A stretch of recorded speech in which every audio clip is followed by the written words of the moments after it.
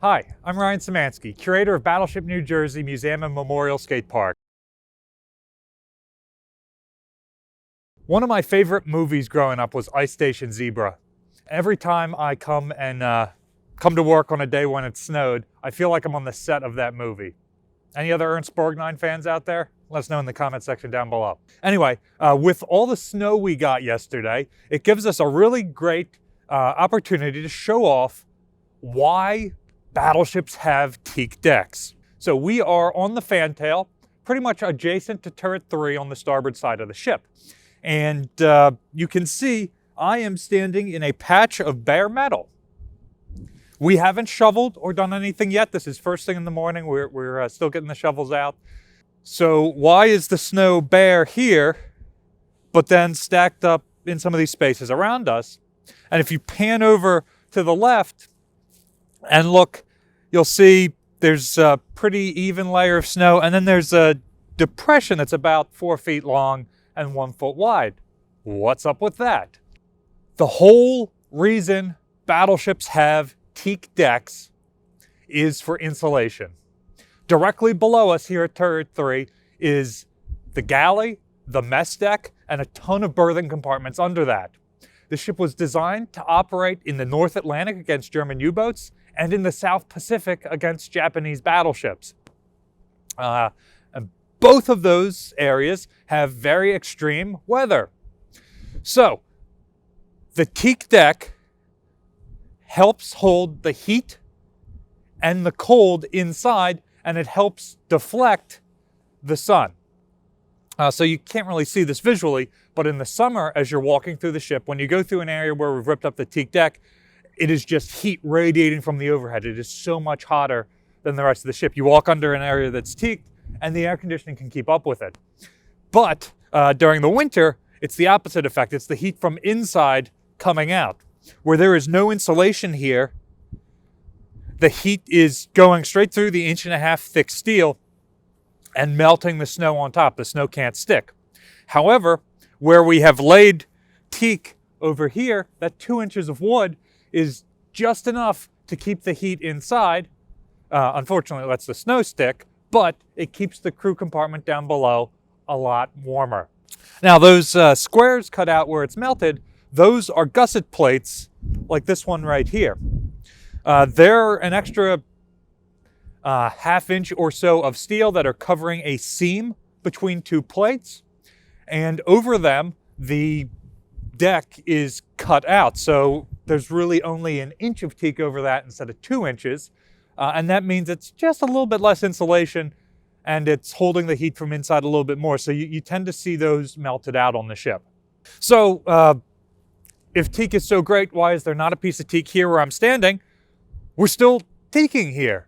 This part of the ship, back aft, is all brand new teak we have laid in the last year, and this is as far as they got before the winter weather pushed all the maintenance guys to shoveling instead of laying new teak. Believe it or not, all of this ice and snow has a severe effect on the ship. Really, you can get anywhere you need to on the ship on the inside, so what's it matter if there's a bunch of snow lying on the deck or there's icicles big enough to impale a man hanging off of the turret? That adds a tremendous amount of top weight. When the ship is sailing, as she goes through the waves, there's this ocean spray that's common all the time, but in the winter, when that spray, those water droplets get up out of the water where it's enough density to not freeze and hit the cold steel metal of the ship, it does freeze, and it will encase the entire ship in ice, which adds a tremendous amount of weight. So here you can see some pictures of various ships that have that issue. And so you got to take the crew, you start with the non-rates, remember always lift with your non-rates, and you send them out on deck with shovels and more often than not, damage control mauls, the big hammers they use to get the shoring timbers in place, and they have to chip all of the ice off of the railings and the superstructures and the gun turrets to keep that weight down. If you've ever thought to yourself, why are museum ships in New Jersey, Massachusetts, Buffalo, closed in the winter? If you've ever had to shovel a driveway, Battleship, New Jersey has 43,000 square feet of surface area just here on the main deck. So that's a lot to shovel when we're getting repeated snowstorms, and it's not all that safe. Now, that said, we don't get that much snow here in the Mid-Atlantic, so Battleship, New Jersey is open this winter. We have an entirely heated interior and tour route, and with the new teak deck going down over top of it, the heating system's actually able to keep up with the cold, so it's very comfortable to come through the ship. So, get asked this question all the time: what happens to the teak when we rip it up?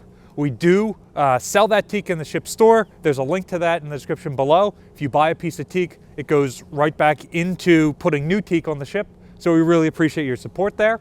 So we often get asked, well, what do you do in foul weather? What happens if it snows? Is the ship damaged? Do you have to close?